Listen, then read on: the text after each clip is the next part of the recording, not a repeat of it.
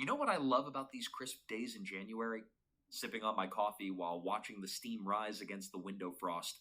It's like nature's own little meditation moment. Absolutely. And speaking of moments, I guess we should address the elephant in the room, or should I say the afternoon sun in the room? Yeah, we might need to rename ourselves Blue Mountain Afternoon just for today, but hey, sometimes the best moments come when you least expect them. That's what I love about our show. We take that morning mindset, that peace, that clarity, and we bring it to you whenever you need it most. And today, we've got some fascinating stories to help you find that clarity, whether you're at home, at work, or somewhere on a beach. All right, let's dive into today's big stories. It's Friday, January 17th, and the Supreme Court just made a landmark decision about TikTok that's got everyone talking. The court has upheld the TikTok ban law, which essentially puts the app's fate in Trump's hands. What's really striking about this is Justice Gorsuch's statement, right? Absolutely. He called it a dramatic remedy, and that's putting it mildly. The court basically acknowledged that this is a pretty extreme measure, but they're letting it stand. You know what's fascinating about this? It affects millions of American users, content creators, and businesses who've built their livelihoods on the platform. And speaking of dramatic developments, we've got another major story breaking today. Trump's inauguration is being moved indoors due to this brutal cold snap they're experiencing in D.C. Oh man, the weather is no joke. We're seeing some seriously extreme conditions across the country. Right? The decision to move indoors really shows just how severe this winter storm system is. We're talking about millions of Americans facing snow, ice, and dangerously cold temperatures. It's actually pretty unprecedented to have to move these kinds of major events indoors. Really speaks to the intensity of what we're dealing with. And you know, both these stories, the TikTok decision and this weather situation, they're going to have some pretty immediate impacts on everyday Americans, whether they're scrolling through their phones or just trying to stay warm. You know, Mark, this TikTok decision really opens up a whole new chapter in how we handle social media in America, doesn't it? It absolutely does. I mean, this isn't just about one app anymore. We're looking at a complete shift in how the U.S. approaches tech companies with foreign ties. I've been thinking about those small businesses especially, like what happens to all those American entrepreneurs who've built their entire marketing strategy around TikTok? That's actually a really good point. We're talking about millions in revenue here. And it's not just the businesses. Think about the ripple effect on the entire creator economy. Content makers, advertisers, even the platforms that help manage TikTok accounts. And there's this whole other layer with China, right? Oh yeah, this decision is definitely going to affect U.S.-China relations. I mean, we're essentially telling one of the world's most popular apps, hey, either cut ties with China or get out. That's pretty intense. The privacy concerns are real, though, aren't they?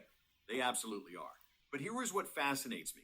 We're setting this huge precedent about data privacy and national security, but we're kind of doing it in this really dramatic way. Like, instead of creating comprehensive data protection laws, we're just banning apps. It's almost like using a sledgehammer when maybe we needed a scalpel. Exactly. And you know what's wild? This could actually push other social media companies to really rethink their data practices. Nobody wants to be the next TikTok, you know? Speaking of data practices and digital well-being, I've been thinking a lot about how we can stay connected without feeling completely overwhelmed by technology. Oh man, that's something I definitely struggle with, especially with all these platform changes happening. You know what's really helped me? I've started this thing I call tech windows. Basically setting specific times during the day for checking social media and news. Really? How's that working out? It's been amazing, actually. Instead of constantly checking updates throughout the day, I do 3 focused check-ins: morning, lunch, and early evening. The rest of the time, my notifications are off. I can feel my anxiety dropping just hearing about that. But don't you worry about missing something important? That's the thing. We think everything's urgent, but it rarely is.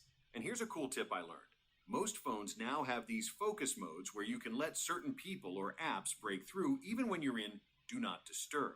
I've noticed some of my friends starting to use those old school flip phones on weekends. Yeah, the digital detox movement is huge right now, but you don't have to go that extreme.